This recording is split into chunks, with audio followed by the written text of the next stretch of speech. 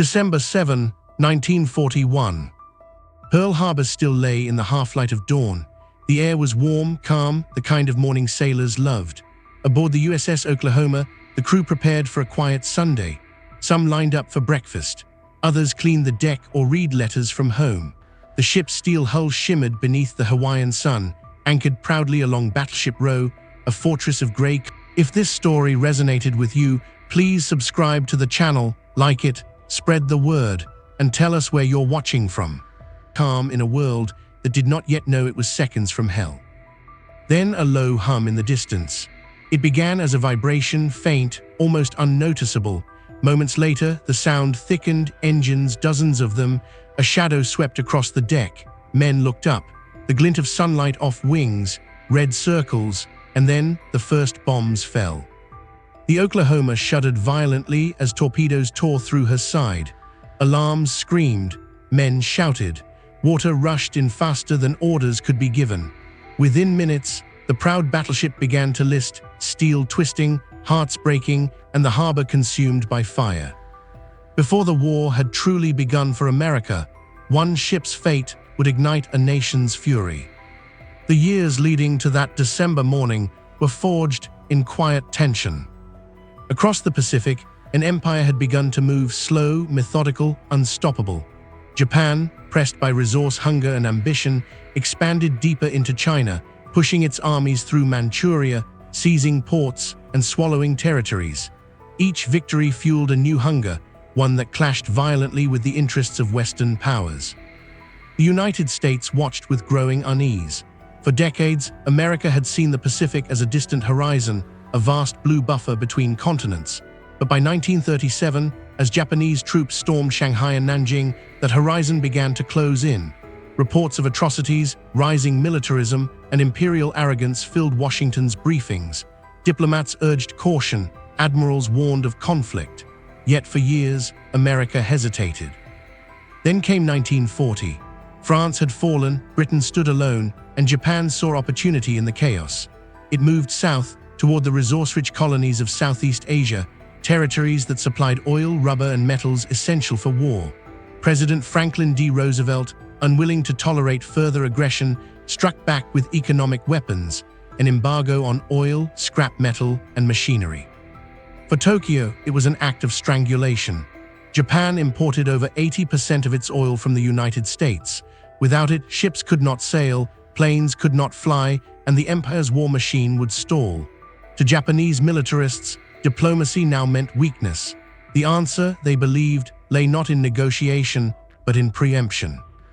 Across the ocean, the U.S. Pacific Fleet became both symbol and target. In early 1941, Roosevelt had ordered it stationed at Pearl Harbor, Hawaii, a forward base that projected American power deep into the Pacific. Strategically, it was a warning, we are watching. But to Japan's war planners, it was a provocation, a fleet too close for comfort, resting in one vulnerable harbor. Pearl Harbor itself was an engineering marvel and a natural trap. The lagoon offered deepwater anchorage, surrounded by lush hills and open skis. It was a place of routine discipline and quiet pride. On any given morning, sailors aboard the battleships could hear the sound of waves breaking softly against the hulls, the rhythm of drills echoing across the water, the scent of oil and salt air mixing under the Hawaiian sun. Among these ships stood the USS Oklahoma, Battleship No. 37. Commissioned in 1916, she was a veteran of another era, born when naval warfare still believed in armor and guns over aircraft and speed. In the 1920s, she had undergone modernization, thicker armor, updated weaponry, and advanced fire control systems. By 1941, though not the newest vessel in the fleet, she remained a symbol of American might, steady, formidable, and well-loved by her crew. Her sailors came from across the United States, farm boys from Iowa, steelworkers from Pennsylvania, mechanics from Texas, and young dreamers from California who had joined the Navy for adventure. To them, Oklahoma was more than steel and rivets. It was home. They called her Okie, a ship with a soul, one that had carried them across oceans and through storms. Mornings were calm aboard her decks. Inspections, drills, laughter, small routines that defined naval life. Few of the men knew how close they stood to history's edge. While the officers discussed weekend plans or shore leave, Japan's fleet had already begun to move. In late November 1941, 6 Japanese aircraft carriers slipped quietly from the Kuril Islands, heading east under strict radio silence. Their orders were clear: cripple the Pacific Fleet before America could react. Pearl Harbor was the key, and Oklahoma, moored along Battleship Row beside the USS Maryland and across from West Virginia and California, was directly in their path. She was a proud ship, yes, but in that hour of peace, she was also a target. The Pacific, once a vast divide between two worlds, had become a single, shrinking battlefield. And as December dawned over Hawaii, the future of that ocean and the war that would engulf it rested on what would happen next. The stage was set. The ship slept quietly at anchor. The sun climbed over Oahu's ridges, and far beyond the horizon, an armada of aircraft carriers prepared to unleash history's most audacious strike. The question was no longer if Japan would attack, but when. And when it came, Oklahoma would be among the first to face it. In Tokyo, the decision had already been made. Operation Z, the attack on Pearl Harbor, was to begin at dawn on December 7th. Admiral Isoroku Yamamoto, architect of the plan, understood the enormity of the gamble. He had studied in the United States, knew its industrial might, and warned Japan's high command. For 6 months, I can run wild. After that, I have no expectation of success. But his caution was outvoted by men who believed surprise would bring victory. The operation was a masterpiece of planning and secrecy. Over 350 aircraft were assigned to the strike: torpedo bombers, dive bombers, and fighters, supported by 6 carriers: Akagi, Kaga, Soryu, Hiryu, Shikaku, and Zuikaku. For months, Japan's pilots trained in remote bays and lakes, rehearsing attacks on mock battleships built to resemble those at Pearl Harbor. Engineers developed new torpedoes that could operate in the shallow harbor waters. Every movement was rehearsed with precision, every pilot drilled to perfection. The orders were clear: destroy the Pacific Fleet, paralyze the U.S. Navy, and secure Japan's dominance across the Pacific before America could mobilize. On December 2nd, the coded message went out: climb Mount Neotaka. The attack was approved. The fleet sailed through the icy northern seas, hidden by storms and silence. Meanwhile, in Hawaii, life continued in tranquil ignorance. Radar operators at Opana Point trained on new equipment, barely understanding the screens they watched. Mechanics serviced aircraft at Hickam and Wheeler Fields. Chaplains prepared Sunday services. On Battleship Row, men wrote letters home, planned breakfasts, and joked about Christmas leave. Aboard the Oklahoma, the night before had been peaceful. The ship's band had played on deck. Some men slept late, others went ashore. At dawn, the air was still, a Sunday silence broken only by the soft hum of life aboard the fleet. Then at 7:02 a.m., radar operators on Oahu detected a massive formation of aircraft approaching from the north. They reported it to the information center, but were told it must be a flight of B-17 bombers arriving from California. The warning went unheeded. Minutes later, the first wave arrived. From the cockpit of a Nakajima torpedo bomber, Japanese pilot Lieutenant Matsuo Fuchida saw Pearl Harbor emerge from the clouds, a peaceful fleet glittering in the morning light. He gripped his radio, shouted the code that would echo through history: Tora, Tora, Tora, Tiger, Tiger, Tiger, signaling complete surprise. Down below, the calm broke. At 7:48 a.m., the first torpedo struck the Oklahoma's port side. Within seconds, 5 more followed. Each hit tore through her hull like a hammer to glass. Below decks, sailors were thrown against walls, scalded by steam, blinded by smoke. The ship began to list. Tools rolled across the deck. Water flooded compartments. The crew scrambled for escape hatches, climbing through twisted corridors that no longer made sense. From above, the Japanese pilots could see the ship rolling. Within 12 minutes, she had capsized completely, her masts digging into the harbor floor. Men clung to the overturned hull, pounding from inside, trapped in pockets of air and darkness. The pilots banked away, astonished at the speed of their success, but uneasy. The harbor was now awake. Guns fired blindly into the sky. American anti-aircraft bursts filled the air like shards of metal. The The surprise had worked, but it had also awakened something else: rage. As black smoke rose over Oahu and the once quiet fleet burned, the men still alive beneath Oklahoma's hull waited in the dark, listening to the sound of battle above them. The attack had begun, but this was not the end of Oklahoma's story, only the beginning of what her fall would awaken. Before the explosions, before the chaos, Oklahoma was a world of its own, a floating city of steel and humanity. Her decks echoed with laughter, shouted orders, and the clatter of boots on metal. For the 1,300 men who served aboard, life was a rhythm of discipline and fraternity. Sailors formed bonds that transcended rank and background. They were brothers, united by the sea. In the evenings, music filled the decks. The ship's band, proud and talented, often played swing tunes that drifted across the water, reaching nearby vessels along Battleship Row. Below deck, in the narrow quarters, letters were written, ink on thin paper, folded carefully into envelopes that carried dreams across oceans. Wives waited, children drew pictures of ships, mothers prayed. Some of those letters, found later in lockers and pockets, stopped mid-sentence, a frozen record of life interrupted. There were sailors who had joined for steady pay, others who sought adventure, and some who had grown up during the Great Depression and found in the Navy a purpose, a uniform, a future. They cleaned guns, polished brass, and endured endless drills. Many were barely 20. To them, the Oklahoma wasn't just a battleship, it was home. That morning, as breakfast was served, the sense of routine was almost sacred. Plates clattered, men joked about shore leave, a few played cards in the mess. No one imagined that within minutes, the deck they stood on would tilt, the lights would die, and seawater would flood every corridor. The Oklahoma was moored along Battleship Row, fifth in line, tied outboard of the USS Maryland. Her position made her particularly vulnerable to torpedo attack. The ships were aligned in perfect symmetry, their port sides facing the open channel. Strategically, it was convenient for maintenance and communication, but tactically, it was fatal. They were stationary, unarmored against an aerial torpedo strike, and caught in peacetime posture. At anchor, the Oklahoma's watertight doors were open for ventilation. Ammunition was stored safely away. Anti-aircraft guns were unmanned. No one expected war to reach Hawaii. The belief persisted that any attack would come in the Philippines, thousands of miles to the west. The harbor itself was peaceful, its defenses minimal.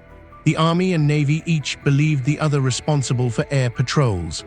Radar coverage existed, but was primitive, and the few officers who understood its value were dismissed as alarmists. Thus, when the Japanese approached from the north, low and silent, the harbor was defenseless. From the Japanese perspective, it was a strike born of precision and conviction. The aircrews had trained relentlessly for months. Many were veterans of China, hardened pilots with unmatched discipline. They had memorized Pearl Harbor's layout through photographs and models. Each pilot knew his target, his attack angle, his release speed. As the formation neared Oahu, dawn broke beneath them. Clouds parted, and below lay the American fleet, unsuspecting, gleaming in perfect formation. It was, to the Japanese, an almost surreal sight. No movement, no alarms. The fleet seemed frozen in time. Lieutenant Commander Kakuichi Takahashi led the torpedo bombers in the first wave. He was calm, methodical. At his signal, the formation broke, dropping low over the water. The pilots could see the palm trees lining Ford Island, the white wakes of patrol boats, the bright sun reflecting off metal hulls. Their first targets were the battleships on the harbor's western side, West Virginia, California, and Oklahoma. The bombers released modified Type 91 torpedoes fitted with wooden fins, designed to skim shallow waters. They struck true. Within seconds, fountains of water and smoke erupted. From above, the pilots saw the Oklahoma stagger under the blows, 6 torpedoes slamming into her port side in rapid succession. One pilot later recalled being shocked by how quickly the great ship began to roll. The image of a 27,000-ton battleship turning over in less than 12 minutes haunted him for the rest of his life. Yet even amid destruction, the Japanese faced resistance. As the second wave arrived, American anti-aircraft fire thickened. Pilots described seeing tracers streaking up like angry fingers of light. Some aircraft were hit. Others barely escaped the blasts. What they had expected to be a clean strike turned into chaos, flames, oil fires, and exploding ammunition. Pilots dodged debris, navigating through smoke columns and flak, some flying too low. Clipped masts or were torn apart by their own torpedoes' blast. Above it all, one truth became clear to them. Even in total surprise, the Americans did not surrender. They fired back with whatever they could, from ships half-sunk and decks aflame. For the Japanese, victory came with an uneasy feeling. The destruction was immense, yes, but it had awakened something far greater than they anticipated. Beneath the black smoke, beneath the overturned hull of Oklahoma, hundreds of sailors fought for life in absolute darkness. The battle that began that morning was not only for survival, it was for meaning, for brothers, for the soul of a nation now thrust into war. And in the chaos of that morning, Oklahoma's tragedy would become the heartbeat of America's resolve. The Oklahoma had been built for endurance, but she had been designed in a different era. Her armor was formidable along the belt, thick enough to withstand shells from other battleships, yet her underwater protection was outdated. Beneath the waterline, her defenses were layered with voids meant to absorb blast shock, but the pattern left gaps, weak points, that the Japanese torpedoes exploited perfectly. 6 direct hits along the port side, in rapid succession, overwhelmed those compartments. The explosions ripped through the hull, flooding one section after another. The ship's design offered no chance for counter-flooding or stability correction once multiple layers were breached. Within minutes, Oklahoma began to list, her 14-inch guns tilting helplessly toward the sea. Men below decks felt the floor shift, first a gentle lean, then an impossible angle. Furniture slid, lights flickered. In engineering compartments, sailors were thrown into machinery, trapped as doors jammed under pressure. When she rolled to port, some men managed to climb ladders toward the outer hull. They knew only one instinct: survival. But as the ship inverted, escape became chaos. Narrow passages turned vertical. Water surged upward, cutting off exits. In total darkness, sailors clawed through hatches, using flashlights, tools, even their fists to find air pockets. On deck, those who had escaped looked back in disbelief. The Oklahoma was gone, flipped completely, her hull exposed, masts buried in the harbor floor. Yet beneath that steel tomb, hundreds still lived. Rescue operations began almost immediately, even as bombs continued to fall. Men from nearby ships, Maryland, Tennessee, Nevada, leapt into action. Using hammers, torches, and wrenches, they tried to cut through the hull to reach trapped sailors. The sound of tapping came from within, desperate signals in Morse code. Some were faint, others steady. Rescuers followed the echoes, cutting carefully, fearful of sparks igniting oil fumes. For nearly 2 days, the effort continued. Divers worked in darkness and cold water, guided only by touch. They saved 32 men from inside the overturned ship. Many others never answered again. Among those who survived were stories of unimaginable courage. Sailors who gave up their last air pocket for others. Mechanics who kept pumps running long after the power failed. Men who comforted their friends as the air thinned, whispering prayers in the dark. For those who lived through it, the memory never faded. The sound of steel groaning, the feel of cold water rising, the silence that followed. Technically, the Oklahoma's loss became a study in naval vulnerability. Strategists later realized that older battleships, designed for gunnery duels, were never meant to survive modern air attacks. Her armor was strong against shells, weak against torpedoes. Her compartments were too rigid, her watertight integrity too easily compromised. But to the men and to the nation, the loss meant something deeper. Psychologically, Oklahoma became a symbol of both tragedy and resilience. News of her destruction spread across America with shock and disbelief. Photographs of the overturned ship, smoke still rising, filled newspapers. Families waited for telegrams that would decide their world in a single sentence. Yet amid grief, something stirred, a fierce determination. Men lined up at recruitment offices. Shipyards went into overdrive. The Navy vowed never again to be caught off guard. And the survivors of Oklahoma, many of whom later served on new ships, carried her memory with them into every battle that followed. From the wreckage of that harbor grew the steel of resolve. The attack that sought to break America instead unified it. And as the Pacific burned, the story of Oklahoma, her fall, her crew, her sacrifice, became the quiet force behind a nation's roar. Next would come the moment that defined everything, the climax, when destruction met defiance, and from the flames of Pearl Harbor rose the will to fight back. The attack came not in waves, but in thunder. At 7:48 a.m., the first torpedo slammed into Oklahoma's port side, a sound so deep and violent it rattled across the harbor like the groan of the earth itself. Within seconds, 5 more followed. Each detonation struck with surgical cruelty, ripping through armor plates, twisting bulkheads, and sending torrents of seawater through the lower decks. Men were thrown off their feet. Steam lines burst, lights flickered, and darkness swallowed compartments in an instant. The air filled with the scent of oil, hot metal, and fear. Orders were shouted, but lost in the roar of explosions. Water rose with terrifying speed, rushing through open hatches and passageways that only minutes earlier had felt familiar and safe. Above deck, chaos ruled. Sailors sprinted across tilting steel, slipping on oil and blood. Some tried to man the anti-aircraft guns, though few had time to load before the ship's list made it impossible.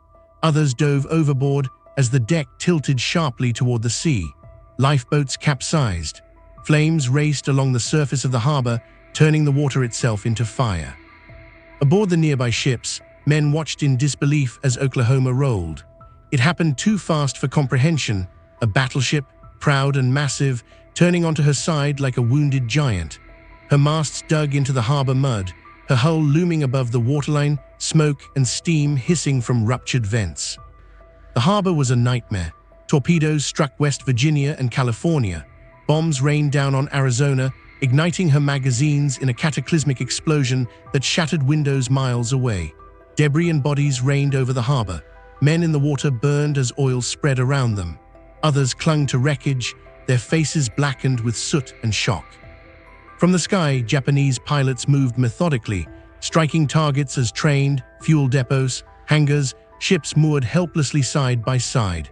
The whine of dive bombers mixed with the staccato of machine guns strafing decks and runways. The sound was deafening, a single, unbroken chorus of destruction. On Oklahoma's starboard side, a few sailors managed to climb onto the upturned hull. They pounded frantically, hoping rescuers would hear. Inside, trapped men found pockets of air in inverted compartments. Some prayed, others sang to keep calm. The sound of metal creaking grew louder as the ship settled, half submerged, its once bright hull now a blackened tomb. Amid the inferno, acts of courage unfolded quietly and without hesitation. Aboard the Maryland, sailors cut through ropes and debris to free men struggling in the oil-slicked water. Motor launches darted through flames to pull survivors from the wreckage. Chaplains helped the wounded, carrying men from burning decks under enemy fire. At Ford Island, medical corpsmen turned hangars into makeshift hospitals. Blood mixed with seawater on the concrete floors as surgeons worked without rest, using morphine sparingly, tourniquets improvised from belts and rags. Everywhere the same question echoed, "Where's the fleet?" As though the ships themselves could rise and fight back, but there was no fleet left in fighting condition, only fragments scattered and burning. The smoke over Pearl Harbor rose thousands of feet into the sky, visible across Oahu. For those on land, the scene defied belief. Explosions sounded like rolling thunder, each one signaling another ship hit, another crew lost. The air grew thick with the stench of oil, gunpowder, and scorched flesh. And yet beneath the chaos, a strange clarity began to form, a recognition that this was no drill, no accident. It was war. In the confusion, a few gunners aboard surviving ships managed to bring their weapons online. From the Nevada, Maryland, and smaller destroyers came sporadic bursts of flak.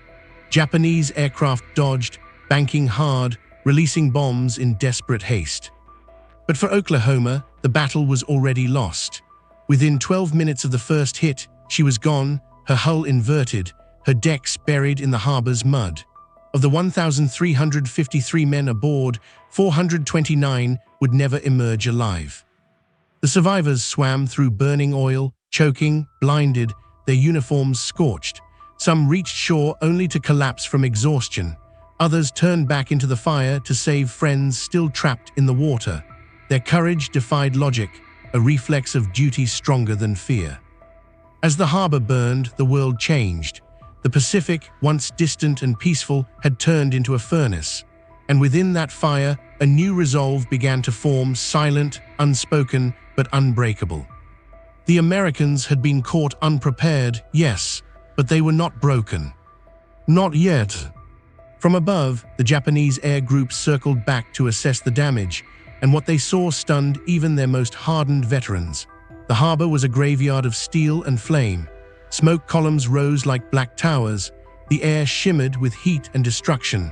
Battleships once considered invincible now lay shattered or sinking. Commander Mitsuo Fuchida, leading the attack, gazed down from his plane in awe. The mission had achieved more than he dared hope, a blow that crippled the American Pacific Fleet in less than 2 hours. Yet amid the triumph, a new feeling crept in: unease. For all their success, something about the scene felt wrong. The American spirit, so quiet before, was roaring to life below. Anti-aircraft shells now filled the air with relentless bursts. Machine gun fire traced the sky. Even as ships burned, sailors manned deck guns, firing blindly but furiously. At Hickam Field, ground crews who had survived the first wave dragged half-destroyed planes onto runways, using pistols and rifles to fight back. On Ford Island, Marines stood amid debris and fired at passing aircraft with nothing but small arms.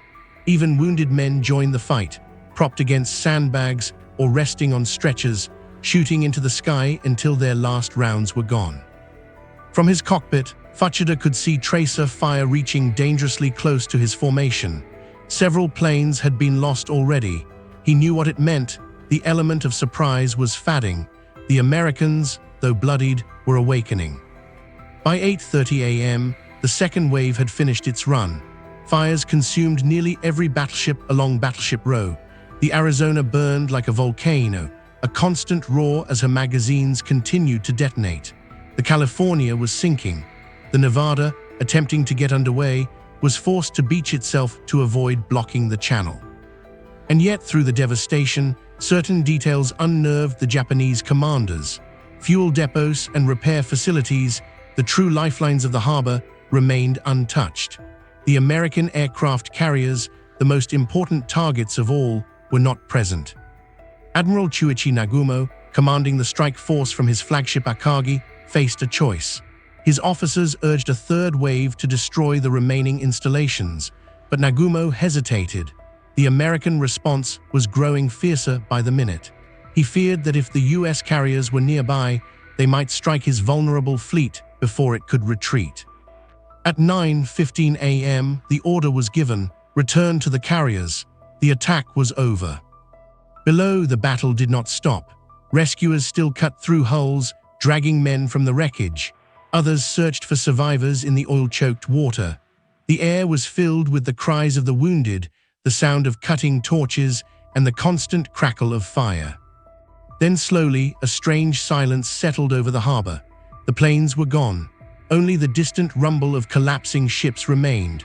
The sky, moments ago alive with death, was now empty, just smoke drifting across a blood-red horizon. From the upturned hull of Oklahoma, the tapping continued. Some of it faded, replaced by eerie quiet. Rescuers, exhausted and burned, refused to stop.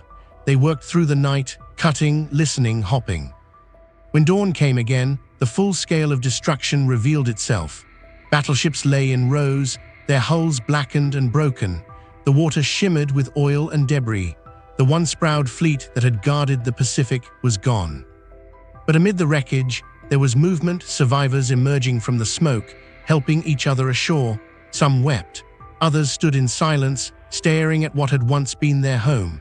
A few saluted the wrecks before walking away, too numb for words. In those moments, something unspoken passed among them, not despair, but defiance. The attack had intended to break them. Instead, it united them. The Japanese planes disappeared over the horizon, returning to their carriers with cheers of victory, but they did not know what had truly been unleashed that morning. For beneath the burning sky of Pearl Harbor, amid the ashes of Oklahoma and Arizona, the United States of America was no longer a bystander. It was at war, and in that transformation, from shock to fury, from loss to resolve, lay the true turning point of the Pacific. When the smoke finally thinned over Pearl Harbor, the harbor was no longer a base, it was a grave. The sun rose weakly over a skyline of twisted masts, oil-slicked waters, and hulking silhouettes that once embodied American naval power. The silence that followed the attack was almost unbearable, a silence broken only by the hiss of fires, the creak of settling hulls, and the hammering of rescuers working against time. The USS Oklahoma lay completely inverted, her hull a mountain of mangled steel jutting from the harbor's surface. Beneath that upturned giant were hundreds of sailors still trapped inside, their fates uncertain. The tapping sounds, desperate Morse-like rhythms, echoed through the steel for hours after the attack ended. Rescuers on the hull knelt, listening, marking the points where life still fought to be heard. Teams from the Maryland, Nevada, and other surviving ships joined together, wielding cutting torches and drills. The work was dangerous. One wrong spark could ignite the oil-filled air pockets inside, yet they labored without rest, cutting small holes through the armor to reach the men below. Every clang of the hammer carried the weight of hope. Every silence that followed carried dread. For 3 days, the rescue effort continued. On the first night, 32 men were pulled out alive, battered, dehydrated, but breathing. Some emerged singing weakly, others sobbing. Many clutched the hands of their rescuers and wouldn't let go. But as the hours turned into days, the tapping grew fainter. By December 10th, the last signs of life from within Oklahoma had gone silent. The casualty count across Pearl Harbor was staggering, over 2,400 Americans dead, nearly 1,200 wounded. The Navy's proudest ships lay gutted, Arizona, Oklahoma, West Virginia, California, and Nevada all struck, all burning or sunk. The Pacific Fleet had been shattered in less than 2 hours. At the Naval Hospital, corridors overflowed with the wounded. Nurses worked around the clock, often without sleep, moving from cot to cot. Chaplains gave last rites under the flicker of lanterns, their voices trembling over the endless hum of generators. Families on the mainland waited for telegrams, each delivery a moment of dread. The messages were brief, brutal, missing in action, presumed dead. Killed December 7, 1941. The Navy quickly imposed a media blackout. Details of the attack were tightly controlled. No one outside Hawaii was allowed to see photographs of the true destruction. Officials feared panic, and yet, even without images, the emotional shock spread like wildfire. Radio stations replayed Roosevelt's trembling voice as he declared December 7th, a date which will live in infamy. Across the nation, grief hardened into resolve. At Pearl Harbor itself, survivors drifted through the wreckage in disbelief. Sailors who had lost everything, their ship, their bunkmates, their home, volunteered to recover bodies from the oil-slicked waters.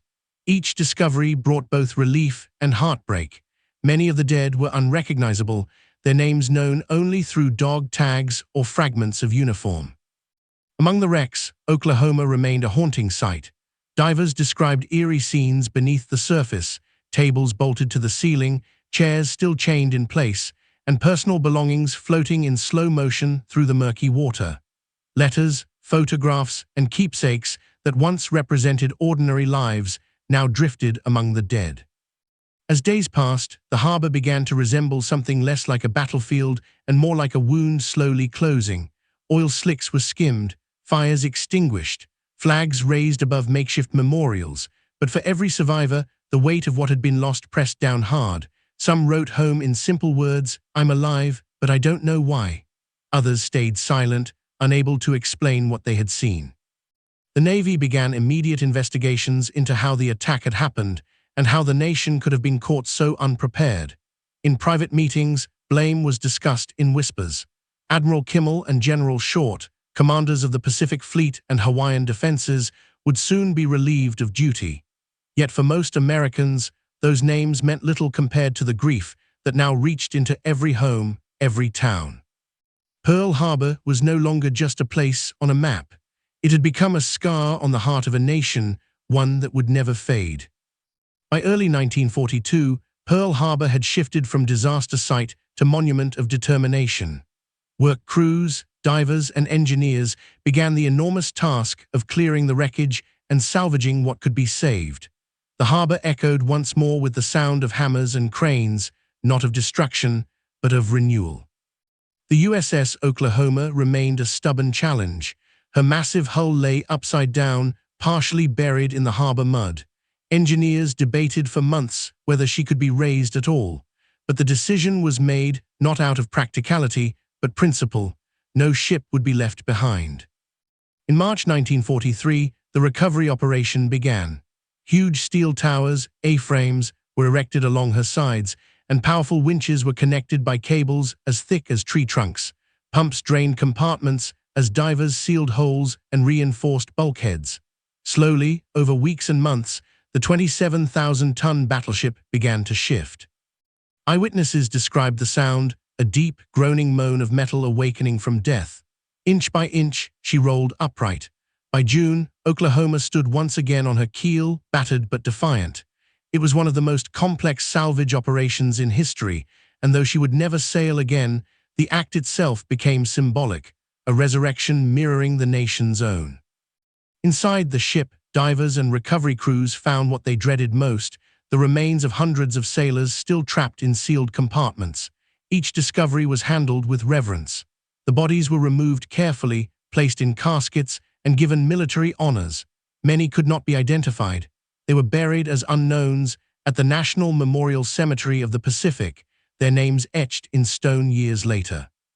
For survivors, the memories never faded. Letters written home by men who escaped the sinking described the chaos with haunting clarity. "We were upside down in the dark," one wrote. "Oil and water filled every space. The screams stopped one by one." Another sailor, rescued after 20 hours trapped inside, never spoke of it again. His silence became his testimony. Families carried their own wounds. Mothers kept unopened letters that had arrived after their sons' deaths. Wives raised children who would never meet their fathers. Across America, communities built small memorials, plaques, statues, even park benches inscribed simply, "Remember Pearl Harbor." By 1944, Oklahoma had been stripped of usable parts and decommissioned. Her remains were sold for scrap in 1946, but fate had one more cruel twist. In 1947, while being towed to California, the ship broke free during a storm and sank again, this time into the deep Pacific, lost forever. It was as if the old battleship had chosen her own resting place, far from the harbor where she had fallen. Yet her story did not sink with her. Oklahoma's name became synonymous with sacrifice and resilience. In every Navy classroom, her fate was studied, not as tragedy alone, but as warning and inspiration.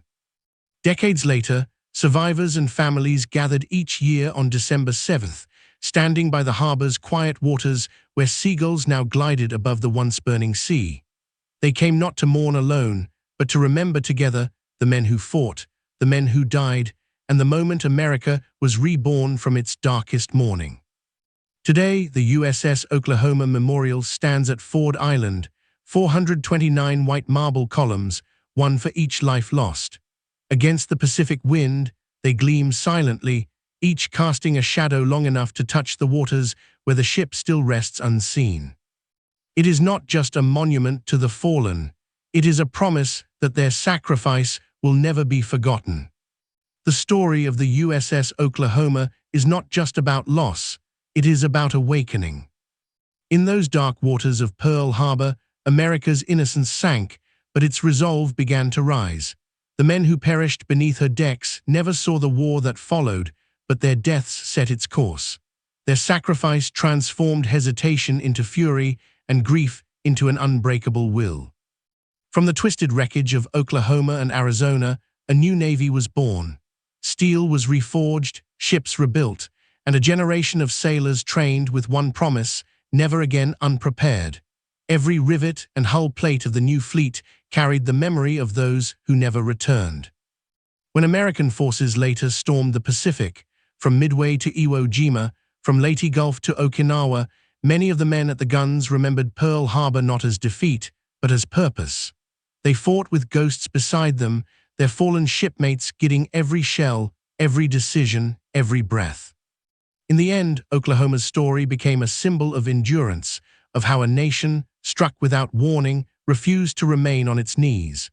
Her wreck may have vanished beneath the sea, but her legacy rose far higher into the ships that followed, the generations that served, and the lessons that endure even now. Standing before her memorial today, the wind carries more than silence. It carries whispers of courage, of duty, of sacrifice that outlasts time. Beneath the Hawaiian sun, the marble pillars gleam against the water, and for a moment the harbor seems still again, as it was on that fateful morning before the sky turned red. In that stillness lies the truth of Oklahoma. That even in destruction there can be defiance. That even in silence there can be strength. And that from the darkest depths of tragedy, a nation can rise, reborn in steel and united in memory.